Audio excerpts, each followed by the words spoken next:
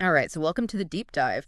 We often see athletes move between teams, but the situation with hockey player Hannah Miller Right. and her bid to represent Canada at the upcoming Women's World Championship in Czechia Oh, yeah. has really thrown a spotlight on this world of international sports regulations that most people just they don't see. Yeah. We've dug into like the news around her journey Right. and then also like the IIHF's the final decision from them to Sure. try to bring you like just a concise understanding of why this happened and what it means for her and maybe for other players too. Yeah, I think what's fascinating right away is you have a player, Hannah Miller, who's currently making a huge impact in the PWHL, playing with the Toronto Sceptres. Mm-hmm. She's fourth in scoring, a real power play threat. Right.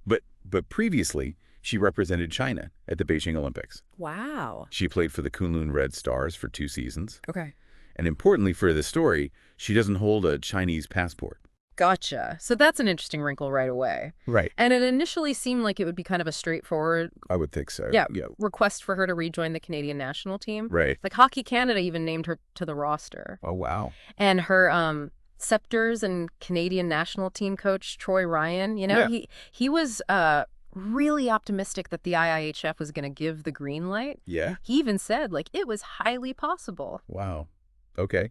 So that makes the subsequent denial by the IIHF all the more interesting. The reason they cited seems to hinge on a 2-year timeline. Oh. Apparently, there's a rule requiring a 2-year gap since a player last competed for a national team Yeah. in an overseas league before they can switch to another national federation. I see. Okay. So that makes sense. So despite, I guess, the initial optimism from Hockey Canada, general manager Gina Kingsbury, she expressed, real disappointment. Sure. She stated they believed Miller had met all the IIHF's conditions. Interesting. And even specifically, she mentioned the 2-year timeline around the transfer portal. Right. Now, I think when we talk about the transfer portal in this context, we're really referring to those established international procedures. Right. When players change national affiliations after playing internationally. Absolutely, yeah. And what's interesting here is this apparent maybe difference in interpretation or application of the rules. Yeah. Hockey Canada clearly felt they were within the guidelines. Right. So it sort of raises the question, for you, the listener, what kind of safeguards or communication protocols are in place for these international transfers, and where might the breakdown have occurred in this case? Really interesting, yeah. And, Kingsbury did emphasize that they recognize Miller's dedication. Sure. And, they'll continue to look for future opportunities for her to represent Canada.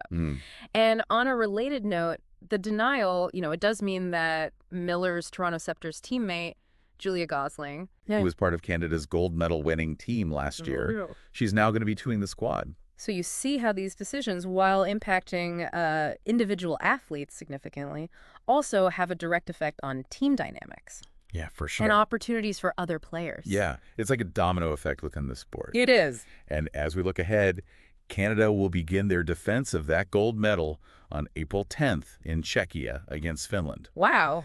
And while Miller won't be on the ice for Canada this year, Right. the team is gearing up for, hopefully a really strong performance. I hope so too. Yeah. If we kind of connect this to the bigger picture for you, this situation really underscores the often unseen regulatory landscape of international sports. For sure. These rules and regulations, they aren't always front page news, but as you can see, they can have a profound impact on an athlete's career path and their ability to represent their country. It's a really good point. Yeah. So, okay, here's something for you to consider as a listener. Think about the complexities of international sports eligibility and these regulations that can just, significantly shape an athlete's journey. Yeah. What does Hannah Miller's situation tell us about the balance between an athlete's professional choices and the rules governing national representation? That's a great question. It's definitely something to think about long after this deep dive concludes.